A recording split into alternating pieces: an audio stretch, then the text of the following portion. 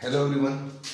हमारा टॉपिक चल रहा था न्यू इकोनॉमिक रिफॉर्म सिंस 1991, यानी कि 1991 में जो हमने न्यू इकोनॉमिक पॉलिसी या मैं कहूँगी जो एलपीजी को हमने अडोप्ट किया था वो।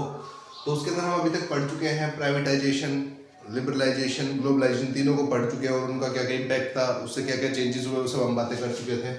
ठीक है, अभी हम बात करेंगे मेरिट्स ऑफ एलपीजी और डीमेरिट्स ऑफ एलपीजी। अगर मेरिट्स और डीमेरिट्स की बात करें तो जैसे जो टॉपिक बनता है वो बनता है हमारा an appraisal of LPG. Appraisal यानी कि कंक्लूजन, क्या कंक्लूजन निकल कर आया एलपीजी का, क्या वो हमारे लिए बेनिफिशियल रही या वो हमारे लिए बेनिफिशियल नहीं रही। तो कुछ सेक्टर्स में उसका काफी बेनिफिट मिला, लेकिन कुछ उसके साथ में डीमेरिट्स भी हैं।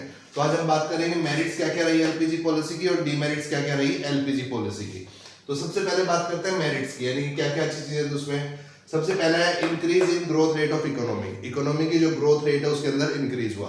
तो प्रायर 1991 1991 से पहले की अगर हम बात करें, जैसे हमने बात की थी कि हमारी इकोनॉमी के अंदर जो था वो ब्रिटिश कॉलोनियल रूल 1950 तक रहा। उसके बाद हमने इनवर्ड लुकिंग ट्रेड स्ट्रेटेजी को अपनाया, जिसके अंदर हमने ग्रोथ तो की लेकिन हम बहुत ज्यादा कुछ अचीव नहीं कर पाए थे। ठीक है, लेकिन 1991 के बाद जब हमने एलपीजी को अडॉप्ट किया तो हमारी जो ग्रोथ रेट है, ग्रोथ रेट किससे मेजर करते हैं हम? जीडीपी ग्रोथ से। तो जीडीपी ग्रोथ जो थी हमारी वो मैक्सिमम 8% तक, मैक्सिमम कितनी 8% तक उसने ग्रोथ अचीव किया है। कब? आफ्टर एलपीजी, एलपीजी के आने के बाद। तो हमारी जो ग्रोथ रेट थी इकोनॉमी की वो पहले के कंपैरिजन में काफी तेजी से बढ़ने लगी। ठीक है, उसके बाद स्ट्रक्चरल चेंजेस। स्ट्रक्चरल चेंजेस का मतलब है कि shift from agriculture sector to industrial sector. तो देखिए 1991 तक की जब हम बात करें तो, या फिर हम उससे पहले जब 1950 की बात करें तो जैसे हमने बात की थी कि नियर अबाउट 2/3 और near about 72-73% peoples are engaged in agriculture sector, वहां पे एंगेज थे। लेकिन जो एलपीजी आई, लिबरलाइजेशन, प्राइवेटाइजेशन और ग्लोबलाइजेशन, तीनों ने ही किसको प्रमोट किया? इंडस्ट्रियल सेक्टर को प्रमोट किया। यानी कि इंडस्ट्रीज के अंदर मतलब अगर हम बात करें तो एलपीजी पॉलिसी बेस्ड किस पे है? इंडस्ट्रियल सेक्टर के ऊपर ही बेस है। तो हमारे यहाँ पे एग्रीकल्चर सेक्टर था जिसके ऊपर लोग ज्यादा डिपेंडेंट थे। मैं कहूँ कि हमारी इकोनॉमी एग्रीकल्चर इकोनॉमी थी, लेकिन वो शिफ्ट होने लगी धीरे धीरे किसके ऊपर? इंडस्ट्रियल सेक्टर पे, जहां से हमें आउटपुट ज्यादा मिलने लगा। तो स्ट्रक्चरल चेंजेस होने लगे किसके अंदर? हमारी इकोनॉमी के अंदर। आफ्टर एलपीजी 1991 के अंदर न्यू इकोनॉमिक रिफॉर्म्स के बाद हम पहले केवल एग्रीकल्चर में बेस्ड थे, वहां से मूव करके कहां पर? इंडस्ट्रियल सेक्टर के अंदर। उसके अलावा अगर हम बात करें तो चेक ऑन फिस्कल डेफिसिट। देखो फिस्कल डेफिसिट की हमने बार बार बात की है। फिस्कल डेफिसिट यानी कि फिस्कल टर्म आते ही उसका मतलब क्या हो जाता है? गवर्नमेंट। ठीक है, गवर्नमेंट के पास डेफिसिट क्या था? यानी कि गवर्नमेंट के पास जितना रेवेन्यू आ रहा है और जितना पैसा उसके एक्सपेंडिचर वो कर रही है, दोनों का जो डिफरेंस है दैट इज टर्म्ड एज, मतलब उसे हम क्या बोलते हैं? Fiscal deficit. क्योंकि गवर्नमेंट के क्या होते हैं बेटा? गवर्नमेंट के पास जो रेवेन्यूज थे, इनकम थी, वो कम थे, गवर्नमेंट का एक्सपेंडिचर ज्यादा है। तो उस एक्सपेंडिचर को वो कंप्लीट करने के लिए क्या करेगी? कहीं से लोन लेगी, कहीं से उधार लेगी। तो जब हमारे रेवेन्यूज कम है, एक्सपेंडिचर ज्यादा है, तो उसको बियर करने के लिए गवर्नमेंट क्या करती है? लोन लेती है। उसको हम क्या बोलते हैं? Fiscal deficit. तो फिस्कल जो डेफिसिट है उसके ऊपर भी पहले के कंपैरिजन में कंट्रोल हो गया। जो पहले कितना था बेटा? 8.5% हुआ करता था हमारा किसका? जीडीपी का। वो घटकर कितना हो गया? 3.5% जीडीपी का। तो हमारी इकोनॉमी के लिए क्या था? ये अच्छा था। एलपीजी आने के बाद हमारे यहाँ पे क्या हुआ कि हमारी जो इकोनॉमी है वो ग्रोथ करने लगी, तो जिससे हमारी गवर्नमेंट के कलेक्शंस भी इंक्रीज होने लगे और धीरे धीरे उसने अपना लोन जो था उसको रीपे कर दिया। और अब हमारे पास केवल जीडीपी का 3.5% है, वही गवर्नमेंट का फिस्कल डेफिसिट बचा है। पहले 8.5% हुआ करता था, वो रिड्यूस हो गया। ठीक है, इसके अलावा अगर हम बात करें चेक ऑन इन्फ्लेशन, इन्फ्लेशन के ऊपर भी काफी रिडक्शन हुआ। ठीक है, अगर हम बात करें 2011 से 2014 तक की अगर बात करें तो ये लगभग हमारे यहाँ पे 6 to 9% रहा करता था, 6 से 9% के बीच में। लेकिन अगर हम 2017, 18 या 18-19 की बात करते हैं तो ये लगभग 2.6%, लगभग 3.5% के अराउंड आ गया। तो अगर हम देख सकते हैं कि इन्फ्लेशन है, महंगाई दर थी, वो भी क्या होती गई है? कम होती हुई गई है, उसके ऊपर कंट्रोल हुआ है। ठीक है, चलिए उसके बाद है कंज्यूमर सोवरेनिटी। कंज्यूमर सोवरेनिटी का मतलब होता है बेटा उपभोक्ता प्रभुसत्ता, यानी कि different types of products consumers के डिमांड के हिसाब से बनाए जाने लगे। पहले क्या था? लिमिटेड प्रोडक्ट्स हुआ करते थे, वही हमें यूज करने पड़ते थे, क्योंकि जो इकोनॉमी का मोटिव था वो क्या था? सोशल वेलफेयर हुआ करता था, तो केवल उसी को ध्यान रखा जाता है सोशल के बेसिस पे। तो कंज्यूमर्स को केवल लिमिटेड प्रोडक्ट्स मिलते थे, लेकिन कंज्यूमर सोवरेनिटी यानी कि कंज्यूमर की क्या डिमांड है, उसकी क्या जरूरत है, उसको कौन से गुड्स एंड सर्विसेज की रिक्वायरमेंट है, उसके हिसाब से प्रोडक्शन किया जाने लगा। तो कंज्यूमर को different types of products avail होने स्टार्ट हो गए। ठीक है, ये सब किसकी वजह से हुआ? एलपीजी की वजह से, लिबरलाइजेशन, प्राइवेटाइजेशन एंड ग्लोबलाइजेशन की वजह से। ठीक है, ये सारी मेरिट्स है किसकी? एलपीजी की। उसके बाद इंक्रीज इन फॉरेन रिजर्व्स। तो जैसा हमने लास्ट चैप्टर में पढ़ा था कि 1990 के अंदर हमारी सिचुएशन ऐसी थी कि हमारे पास मुश्किल से 10 से 15 दिन का फॉरेन रिजर्व बचा हुआ था जिससे हम इंपोर्ट कर सकते थे। लेकिन अगर अब करंट की बात करें तो हमारे पास काफी ज्यादा फॉरेन रिजर्व्स हैं, और जब किसी कंट्री के पास फॉरेन रिजर्व होता है तो वो कॉन्फिडेंट इकोनॉमी होती है। क्यों? क्योंकि उसके पास फॉरेन कंट्रीज का पैसा है जिससे वो आराम से इंपोर्ट एक्सपोर्ट्स कर सकती है। तो फॉरेन रिजर्व्स है वो भी हमारे रेगुलरली इंक्रीज करते हुए चले गए। किसकी वजह से? Liberalisation, privatisation and globalisation. क्यों? क्योंकि इसकी वजह से क्या हुआ कि फॉरेन डायरेक्ट इन्वेस्टमेंट था, जैसे हमने ग्लोबलाइजेशन में पढ़ा भी था कि फॉरेन डायरेक्ट इन्वेस्टमेंट था, वो भी हमारे यहाँ पे क्या हो गया? इंक्रीज हो गया। तो जैसे ही हमारी करेंसीज का लेन देन बढ़ा तो हमारे पास जो रिजर्व्स थे वो भी क्या होते चले गए? इंक्रीज होते हुए चले गए। क्योंकि हमने धीरे धीरे, पहले केवल क्या था? इंपोर्ट सब्स्टिट्यूशन पे ध्यान था, अब हमने धीरे धीरे किस पे?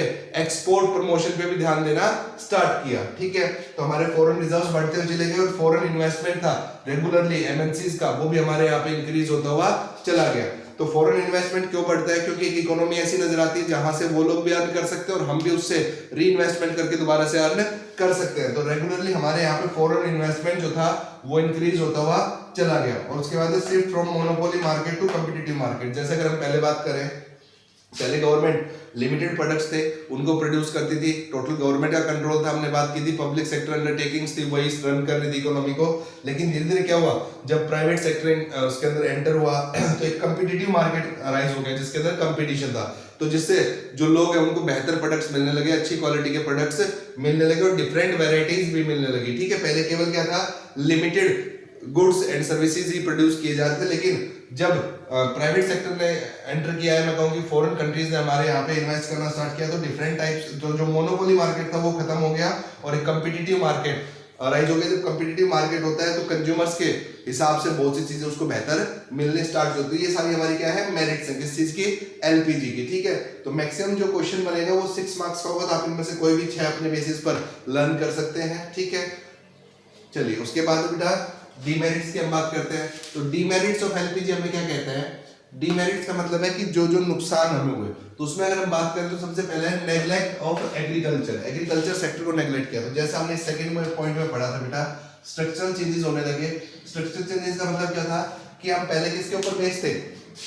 एग्रीकल्चर सेक्टर पे बेस्ड थे, फिर कहां मूव करने लगे? Industrial sector. यानी कि जो एग्रीकल्चर सेक्टर उसको इग्नोर किया जाने लगा। और ये डीमेरिट कैसे है? क्यों? क्योंकि एग्रीकल्चर सेक्टर को अगर हम वो करेंगे तो जो रॉ मटेरियल मिलता है हमें सारा कहां से मिलता है? इंडस्ट्रियल सेक्टर को, एग्रीकल्चर सेक्टर से। जो लेबर सप्लाई मिलती है वो कहां से मिलती है? एग्रीकल्चर सेक्टर से। और even agriculture sector industrial products की काफी डिमांड भी क्रिएट करता है। तो अगर हम इसको नेग्लेक्ट कर रहे हैं तो वो हमारी इकोनॉमी के लिए एक डीमेरिट है। ठीक है, उसके बाद है urban concentration for growth. Growth के लिए अर्बन कंसंट्रेशन पे ध्यान दिया गया है। देखिए ऐसा क्यों? अर्बन यानी कि शहरी क्षेत्र में कंसंट्रेशन हुआ, ग्रोथ शहरी क्षेत्र में ज्यादा हुई, लिबरलाइजेशन, प्राइवेटाइजेशन, ग्लोबलाइजेशन की। ऐसा क्यों? क्योंकि जो हमने बात की कि एलपीजी का मेन मोटिव क्या था? Industrial sector. इंडस्ट्रियल सेक्टर्स ने अर्बन एरियाज के अंदर अपने आप को डेवलप करना स्टार्ट किया। क्यों? क्योंकि वहां पे बेहतर इंफ्रास्ट्रक्चर फैसिलिटीज अवेलेबल थी। अब अगर इंफ्रास्ट्रक्चर फैसिलिटीज बेहतर होंगी तो वो अपने आप को वहां स्टैब्लिश करेंगे, आसानी से अपना बिजनेस कर सकते हैं। और रूरल एरियाज को पीछे छोड़ते हुए चले गए, इसलिए गल्फ यानी कि गैप बन गया किस किस के बीच में? रूरल एरियाज और अर्बन एरियाज के बीच में। ठीक है, उसके अंदर बेटा इकोनॉमिक कॉलोनियलिज्म।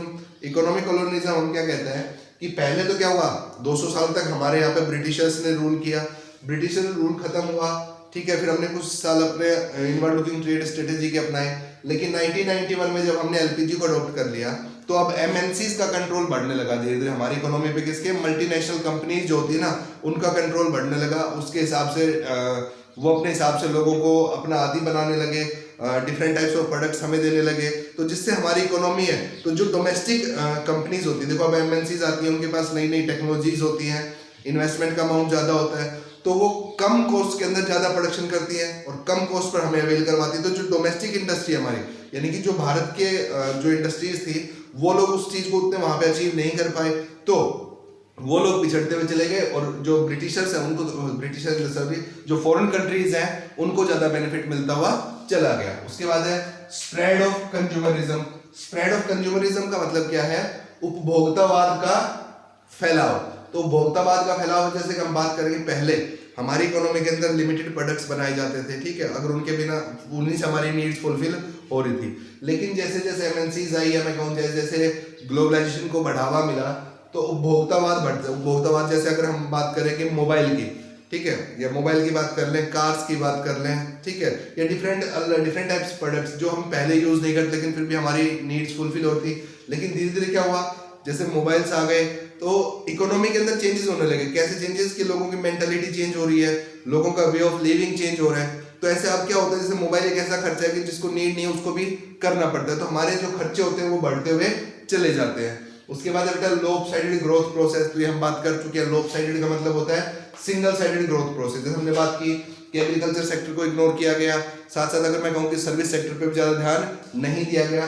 जो मेन रीजन था इसका लोप साइडेड का, कि केवल और केवल किस पे, इंडस्ट्रियल सेक्टर को ही बढ़ावा दिया जा रहा है, इसलिए बाकी सेक्टर्स को हम इग्नोर कर रहे हैं, इसलिए सिंगल साइडेड ग्रोथ प्रोसेस हो गया। और कल्चरल इरोजन, धीरे धीरे हम लोग एमएनसीज की वजह से जो वेस्टर्न टेक्नोलॉजी है, जो वेस्टर्न कल्चर है, उसको हम अडॉप्ट करने लगे, और हमारा जो कल्चर था वो धीरे धीरे क्या होता जा रहा है, खत्म होता हुआ जा रहा है। तो इस मैनर में हम बात करेंगे मेरिट्स की और डीमेरिट्स की। मेरिट्स में आप कोई भी 6 पॉइंट कर लीजिए, टोटल 8 है, और यहाँ पे 6 पॉइंट ही है, तो आप कोई भी 6 पॉइंट कर लीजिए, ठीक है। अगर मेरिट्स और डीमेरिट्स दोनों का क्वेश्चन आता है तो 3 पॉइंट इसके करने, 3 पॉइंट इसके करने, ठीक है। चलिए, तो ये हमारा चैप्टर खत्म होता है। इसके अंदर एक लास्ट टॉपिक है, विच वे टू गो, हम किस ओर जा रहे हैं, हमें किस ओर जाना चाहिए।